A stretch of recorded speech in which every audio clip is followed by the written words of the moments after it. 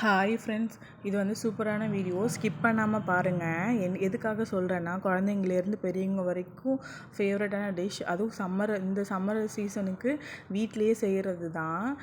ஈஸியான மெத்தட். 3 பொருளை வச்சு எப்படி செய்யுதுன்னு பார்த்துடலாமா? அதுக்கு ஃபஸ்ட்டு வந்து 2 ஸ்பூன் கார்ன்ஃப்ளவரை வந்து பாலில் வந்து நான் கலந்து வச்சுக்கிறேன். அதுக்கப்புறம் 1/2 லிட்டர் பால் எடுத்து பேனில் ஊற்றி நல்லா பொங்கி வந்ததுக்கப்புறம் 1/2 கப் சுகர் வந்து ஆட் பண்ணிக்கிறேன். நான் வந்து 1/2 லிட்டருக்கு 1/2 கப் போட்டது அதிகமாக இருக்குது, ஸ்வீட்னஸ் ஓவராக இருக்குது. நீங்கள் அதை விட கம்மியாக போட்டுக்கோங்க. சுகர் போட்டு ஒரு 2 மினிட்ஸ் மிக்ஸ் பண்ணதுக்கப்புறம் நம்ம கரைச்சி வச்சுருக்கோம்ல கார்ன்ஃப்ளவர் மிக்சரை, அது வந்து இதில் ஆட் பண்ணிக்கணும். கார்ன்ஃப்ளவர் வந்து ஊற்றும் போது மிக்ஸ் பண்ணிவிட்டு ஊற்றுங்க, இல்லைன்னா வந்து தண்ணி மட்டும் தான் அதில் வர மாதிரி இருக்கும். அதுக்கப்புறம் கார்ன்ஃப்ளவரை போட்டு ஒரு 2 மினிட்ஸ் மிக்ஸ் பண்ணாவே பால் வந்து கெட்டியாக ஆரம்பிச்சிடும். ஒரு 3 to 5 மினிட்ஸில் கெட்டியாகிடும்.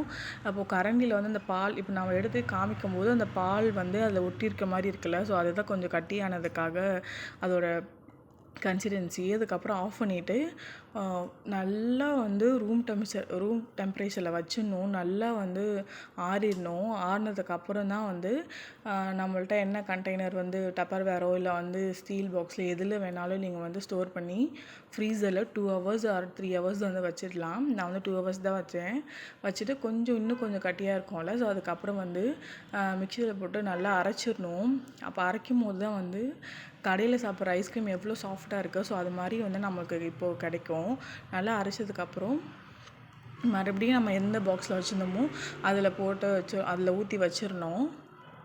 ஊற்றி ஒரு 7 to 8 hours ஃப்ரீசரில் இருக்கணும். நான் வந்து இப்போது ஆஃப்டர்நூன் செஞ்சேன்னா நெக்ஸ்ட் டே ஆஃப்டர்நூன் தான் ஓப்பன் பண்ணி பார்த்தேன். நல்ல க்ரீமி டெக்ஸ்சராக இருந்துச்சு. நான் வந்து நானாக வீடியோ எடுக்கிறதுனால கரெக்டாக அந்த ஸ்கூப்பை வந்து எடுத்தது காமிக்க முடியல, அதனால தான் பவுலில் வச்சதுக்கப்புறம் வீடியோ எடுத்திருக்கேன். செம்ம டேஸ்ட்டாக செம்ம க்ரீமியாக இருந்துச்சு. மறக்காமல் ட்ரை பண்ணி பாருங்கள். சப்ஸ்கிரைப் பண்ணிக்கோங்க.